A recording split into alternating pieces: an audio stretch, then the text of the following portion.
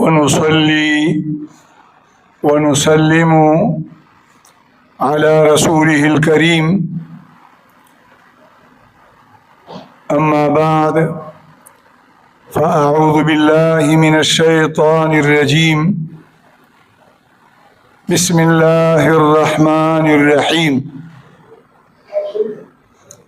الحج أشهر معلومات، فمن فرض فيهن الحج فلا رفث ولا فسوق ولا جدال في الحج، وما تفعلوا من خير يعلمه الله، وتزودوا فإن خير الزاد التقوى، واتقون يا أولي الألباب.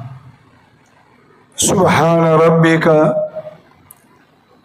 رب العزة عما يصفون، وسلام على المرسلين، والحمد لله رب العالمين.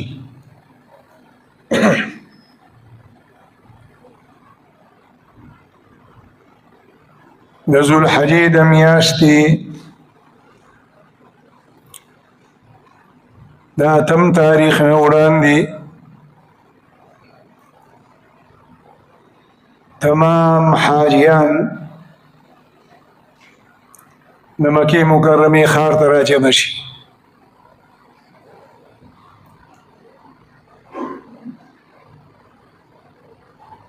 د ذوالحجې د میاشتې د 8 تاریخ نه د حج د احکامو عملی سلسله شروع شي.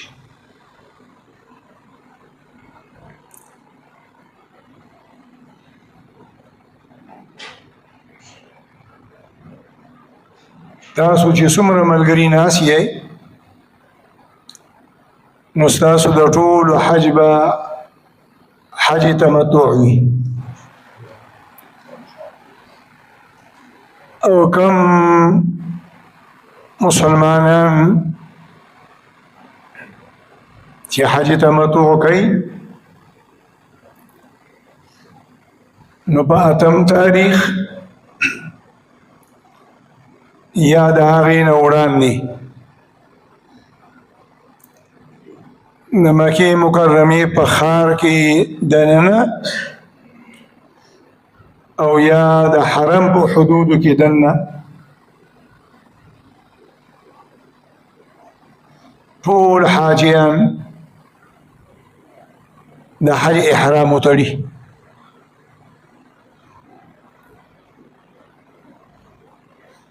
د حج د احرام د تړلو هماغه طریقه ده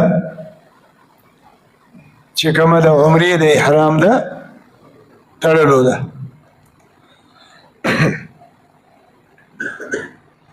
خو یو فرق پکې دا دی چې د حج احرام به حاجیان تړي د حرم په حدودو کې دننه، او دویم چې کله د حج نیت کوي نو داسې به وایي چې ای الله، ستا د رضا دپاره د حج نیت کوم، تیرا ته آسان کا او تیرا نه قبول کا. نور ماغه طریقه ده اول به د بدن ظاهري صفائی، بیا ورپسې دویم نمبر کې غسل د صفائی، بیا دریم نمبر کې صادری، څلورم نمبر کې 2 رکعاته نفل مونځ د احرام. که د حرم په خوا کې حرم ته به لاړ شي، که عزیزیه کې وي خوا کې کوم جماعت هلته به لاړ شي، او یا په خپل بلډینګ کې په خپله کمره کې به 2 رکعاته نفل مونځ وکړي، او د 2 رکعاتو نفلو د مونځ نه بعد به بیا په 5م نمبر کې پزړه کې د حج نیت وکړي او که په خوله وایي د عربۍ په ژبه کې نو داسې به ووایي اللهم إني أريد الحج فيسره لي وتقبله مني. او بیا په شپږم نمبر کې به ورپسې تلبیه ووایي. تلبیه دي چې څنګه ووایي بس د حج احرام کې ته داخل شوې او بیا ته محرم شوې د احرام چې کومې پابندیانې دي هغه در باندې لاګو شوې او د حج د احرام د کمپلیټ کېدو سره تلبیه شروع شو. نو دا تلبیه به په خپل بلډینګ کې هم وایي، مینا ته چې ځي هم وایي، مینا کې به هم وایي، عرفات ته ځي تلبیه به وایي، عرفات کې به تلبیه وایي، واپس راځي مزدلفې ته تلبیه به جاري ساتي. لسم تاریخ د اختر په ورځ چې مینا ته راغلي او جمره عقبه چې موږ تاسو ورته غټ شیطان وایو ای د څنګه رالي تلبیه به وایي چې څنګه ګیټ کې راواغر او لومړني ګیټ کې د ویشتو د هغې د ایشتو سره تلبیه ختمه شو. د شیطان د ایشتو په وخت کې به هم تلبیه نه وایي او د هغې نه وروسته بیا تلبیه بس په دغه ځای کې بنده شو. د عمرې تلبیه شروع کېږي د احرام نه او ختمیږي د عمرې د طواف په شروع کولو. د حج تلبیه شروع کېږي د احرام نه او ختمیږي د اختر په ورځ د مینا په میدان کې د شیطان په خوا کې د لومړني ګیټ کې د ایشتو سره.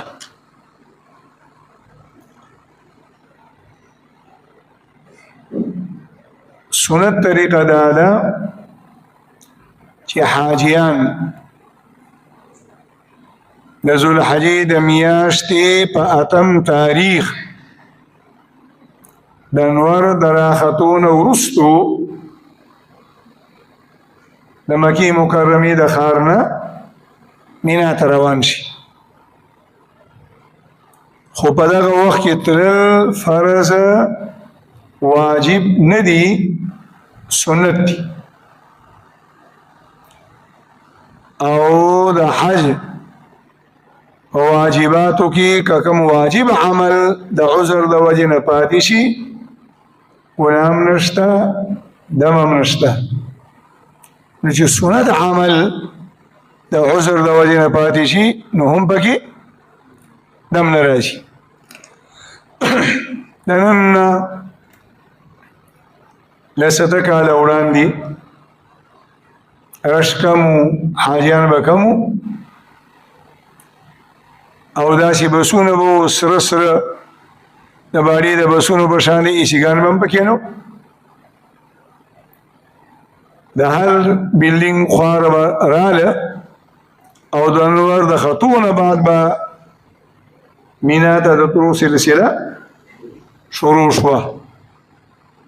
اوس رش دی یو په لسه حاجیان زیات شو نو عذر دی مشکل دی نو حکومتي حاجیان هم او چې کوم پرایویټ حاجیانی هغه هم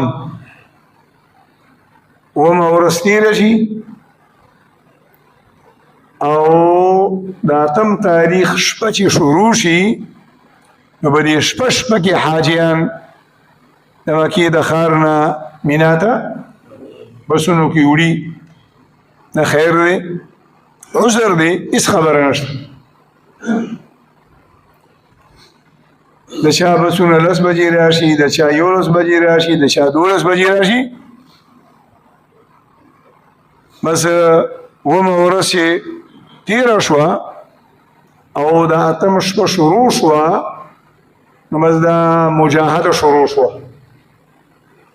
اوس ګرځېدل دي، خواري ده، شوګیري دي، محنت دی، دا 40 ورځې یا 35 ورځې دا ټول انتظار هغه د 5 شپږو ورځو ته. نو حاجیان اعلان شوي چې بېګاله به بسونه راځي، نو دا شپه ټول حاجیان بیا یې ختېري په دې انتظار کې اوس به بس راشي، اوس به بس راشي. نو چې کله بسونه راغله تلبیه به په خولي او تمام حاجیان به د مینا مکې مکرمې د ښار نه مینا ته لاړ شي. نن سبا د موبایلو زمانه ده، کم کسان چې تکړه وي، زنانه ورسره نه وي او موبایل یې ورسره وي او هغه لوکیشن یې پکې ورکړي، خپله خیمه معلومه کړي، نو که کم ملګري شپه کوي او سهار د انور د خطو نه بعد ګروپ شکل کې 4-5 شپږ ملګري مینا ته ځي، پیدل ځي، نو هم جایزه د څه ګناه پکې نشته. خو زنانه چې د چا سره وي هغې دې د جماعت سره ځي، بوډاګانې هغې دې د جماعت سره ځي. ځوانان دي، پوهه دي، زنانه نشته، روغ دي، نو که هغې سهار د انور د خطو نه بعد ځي، پیدل به ځي، بیا بسونه نه، نو هم صحیح ده. تقریبا 100 غنټه 1.5 غنټه پیدل د عزیزي نه مینا پورې سړی رسي. په 8 تاریخ باندې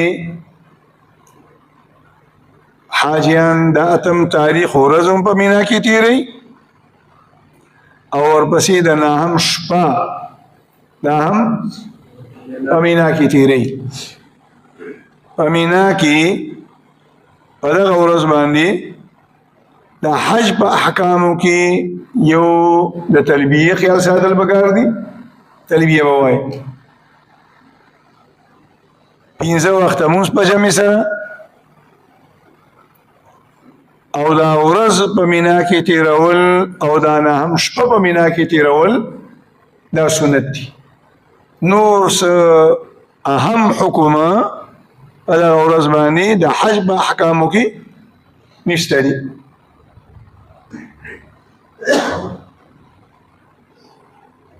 د فضلو خبرونه، د غیبتونو نه او د بد نظرۍ نه، د مونځ د بېجبې کېدو نه، د تکبیر اوله، د دې خبرو خیال ساتل پکار دي. یا هر حاجي ځان له مشغوله، څوک تلاوت کوي، څوک ذکر کوي، څوک درود وایي، څوک استغفار وایي، څوک نوافل کوي.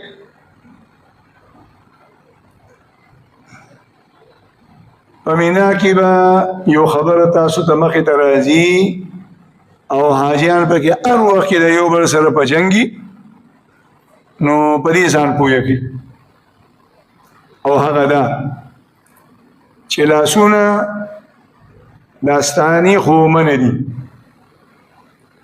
په خپو کې جرابي د نارینه دپاره منه دي، بوټ او سبلۍ خو منه ده. لیکن په مینا کې چې کوم وخت سملې ایسیګان پکې لګېدلي او معلم کمبلې مور کړي، د احرام صادریم د ملګرو سره په کمبله کې د دې ځینه راواله هغه د خپو د ګوتو پورې دا ټول لاسونه خپې په کمبل کې، په بړستن کې او د احرام په صادر کې پټول دا جایز دي. اس قسم گناہ پکې نشته دی. بس مخ به نه پړې سر به نه پړې باقي لاسونو باندې هم کمبل را واچوه خپو باندې هم کمبل را واچوه هلته کې بیا حاجیان د یو بل سره بجنګي خپې ښکاره کړه لاس ښکاره کړه دم در باندې واوښتو نو چې دا مسله ستاسو په ذهن کې پرته وي خبر اوسېدی چې که نه هېڅ قسمه ګناه پکې نشته دی او نه په حج او په حرام کې څه فرق راځي.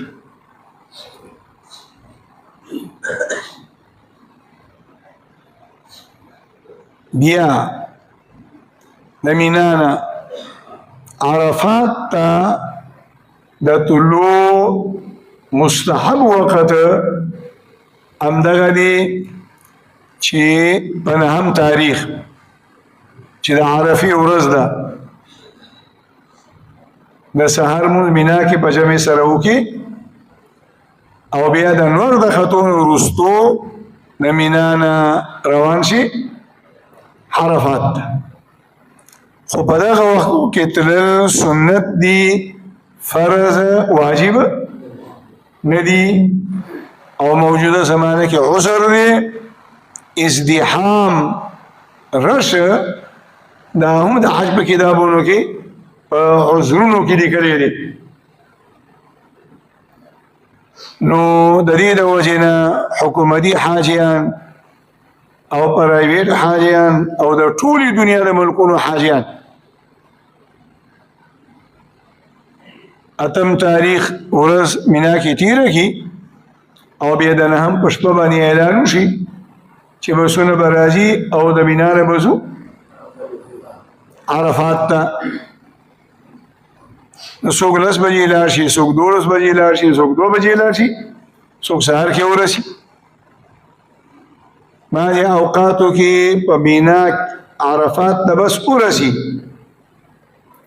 او د ډریور نه لاره خطا شي او بیا د عرفات په میدان کې 2-3 غنټې تاویږي راتاویږي او بیا خپل ځای ته نشي رسېدلی. موږ سره خپله دا شوي څو زره دا شل شوي لکه هلته کې د روډونو جال دی او ځای په ځای باندې پولیس والا ناقیم لګوري.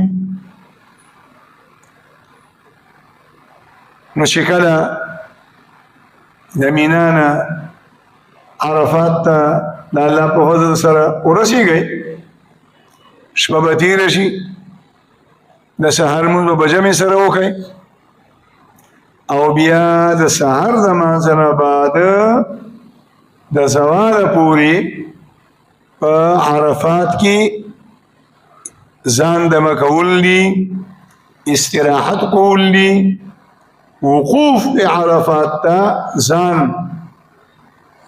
تیارول. نو بهتره طریقه دا ده مستحب عمل دا دی چې دا غنټه 2 غنټې 3 غنټې 4 غنټې حاجی آرام وکړي سملی وقوف عرفات ځان دمه را دمه کړي.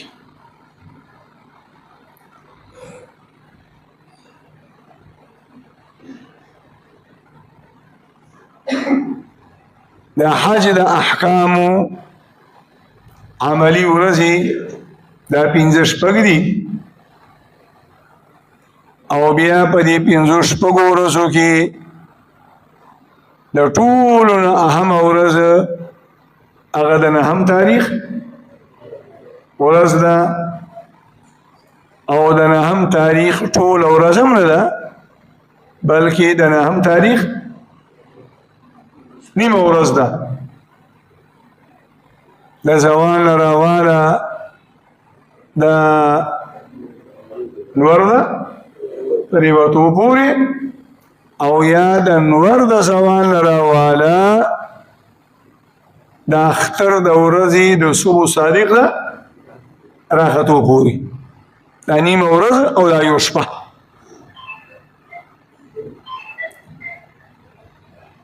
حدیث کی راځي الحج العرفه دا حج خلاصه او نشور هغه وقوف عرفه دی.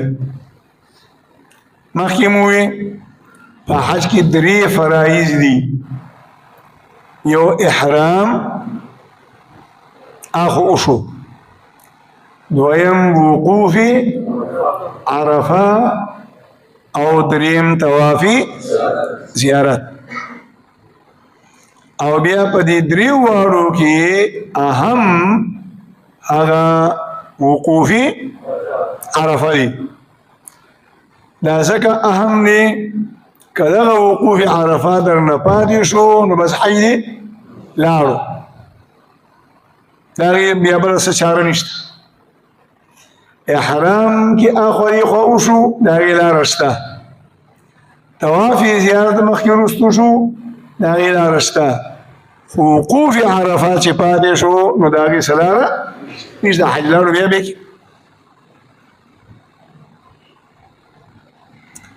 د مکې مکرمې د ښار نه مشرق اړخ ته چې ځي دا اول مینا راځي، بیا ورپسې مزدلفه راځي او بیا ورپسې عرفات راځي. مینا، مزدلفه او عرفات دا درې واړه د غرونو، د میرو او د دشتو نمونه دي. مینا هم ټوله د غرونو نه ډکه ده، مزدلفه هم ټوله د غرونو نه ډکه ده او عرفات هم ټول غونډې غونډې دي.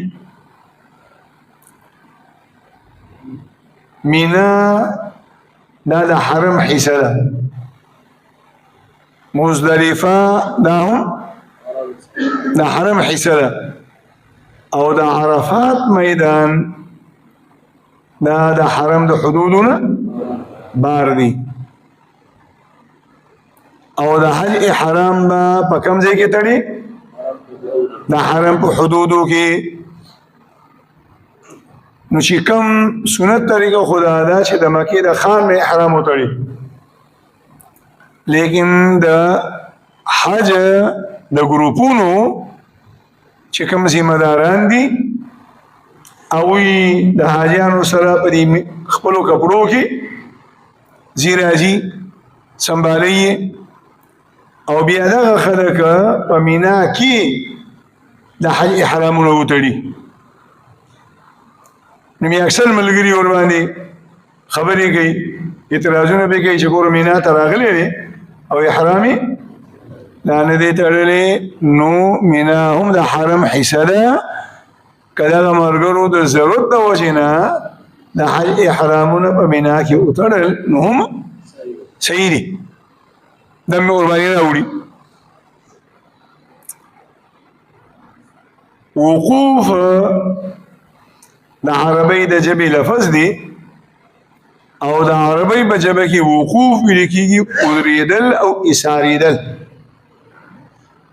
چې یو سړی په لاره رواني که او بیا یو ځای کې بریک ونیسي او ودرېږي ایسار شي، نو دغه ودرېدو او ایسارېدو ته د عربۍ په ژبه کې وقوف وایي. او عرفه یوم عرفه دی او یو عرفات دی. یوم عرفه هغه د نهمې ورځې دی وایي او عرفات دی مخصوص میدان ته وایي. الله دې تاسو ټول د عافیت سره بوزي. مینا ته هم چې لاړئ د خپل کیمپ نه بهر راووتلې نو ګیر شاپیره غاټې غټې دنګې ستنې لګېدلې دي او هغې باندې غټ بورډونه لګېدلي دي او هغې باندې لیکلي دي چې دا مینا ده. لرې لرې مزدلفې ته چې وردن نه شوې یا د مزدلفې په میدان کې دا بورډونه دي، عرفات کې هم دغسې. په نهم تاریخ دی چې د سحر مونځ یا په مینا کې وکړلو او یا دې په عرفات کې وکړلو. نو تلبیه خو به وایي، لیکن د تلبیه نه علاوه یو نوی عمل پکې هم راشي او د هغه عمل نوم دی تکبیرات تشریق او دا واجب دي. او د هر فرض مانځنه بعد واجب دي. ښځه او سړي دواړو باندې واجب دي او کم از کم یو ځل ویل واجب دي او دا واجب په حاجی هم دي او په غیر حاجی هم دي. نو په نهم ورځ باندې دي چې د سحر لمونځ وکړه، د سلام سره به اول تکبیرات تشریق وایي، الله اکبر الله اکبر لا اله الا الله والله اکبر الله اکبر ولله الحمد، او بیا به ورپسې تلبیه وایي.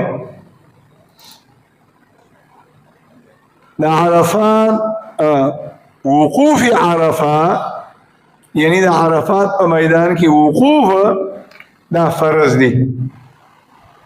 خو په دې خبره ځان پوهېږه چې د دې فرض د پوره کېدو او د ادا کېدو وخت کم دی او دا شروع کېږي د کم وخت نه او ختمېږي په کم وخت باندې. نو د وقوف عرفات دا فریضه د دې د ادا کېدو وخت یوه نیمه ورځ او یو شپه ده.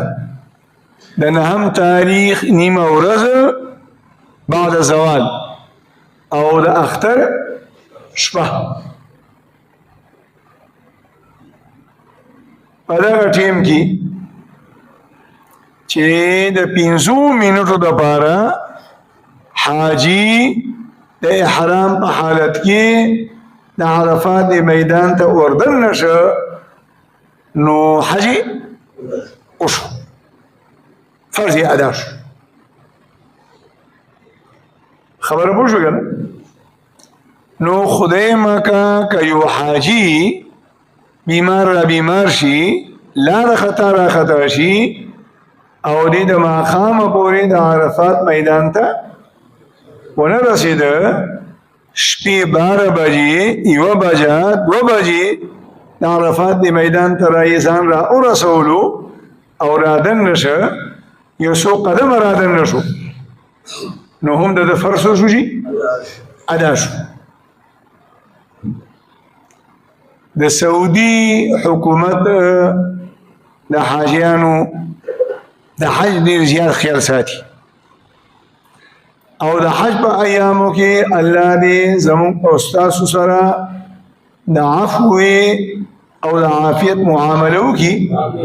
د مینا او د مکې مکرمې د ښار دا ټول اسپتالونه د حاجیانو نه ډکي، قسمه قسم بیماریانې حاجیانو ته راغلي. نو بعضې حاجیان پکې داسې امي چې هغوی بلکل د پاسېدو نه دي، حتی کې بعضې پکې بېهوش وي. نو سعودي حکومت داسې کار وکړي چې په هغه حاجیانو باندې د حج نیت وکړي، احرام ورباندې وتړي او چې کوم کس بېهوش وي نو خپلوان ته یې ووایي چې ته د ده د طرفه د حج نیت وکړه او بیا په امبولینس کې کښېنئ، سملئ او د عرفات میدان ته په شپه کې بوځي او بیا یې واپس اسپتال ته راولي. نو حجي وشي، فریضه یې ادا شي.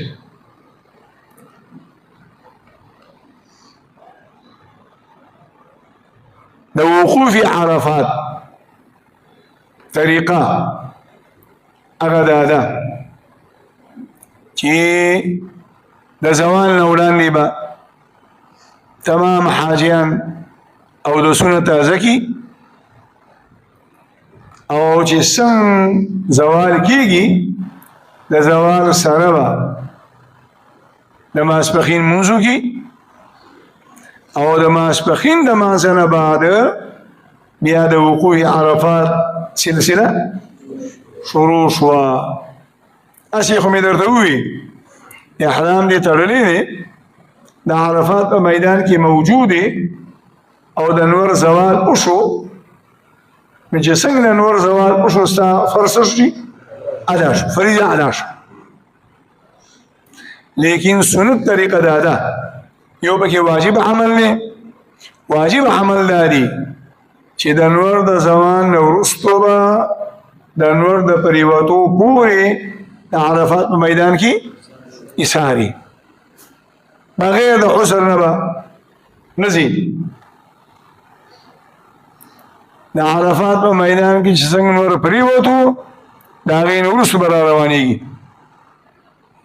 که کوم ملګري تحري وکړله او د مازدیګر لمونځ یې وکړ او را روان شو په دې لالچ کې چې زه بورډۍ ته ځان ورسوم او بیا مخکې نه را روان شم او په دې وخت کې د عرفات د میدان د حدودونه را بهر شه یو قدم یو ګز وریني او بهر ورباندې نور پرېوتو نو ګناه یې وکړه نه حج کې هم نقصان راغله او دم ورباندې هم واوړېده او که په خپله یې وکړل چې بوډ خو شاته پاتې وو زه خو مخکې راغلی یم او بیا سر په شا لاړو یا بل چا ورته ووي نو که ګنټه نیمه یې بهر تېره کړي خیر دی خو چې واپس لاړو او نور ورباندې د عرفات په میدان کې پرېوتلو نو بس واجب یې ادا شو فرض یې ادا شو.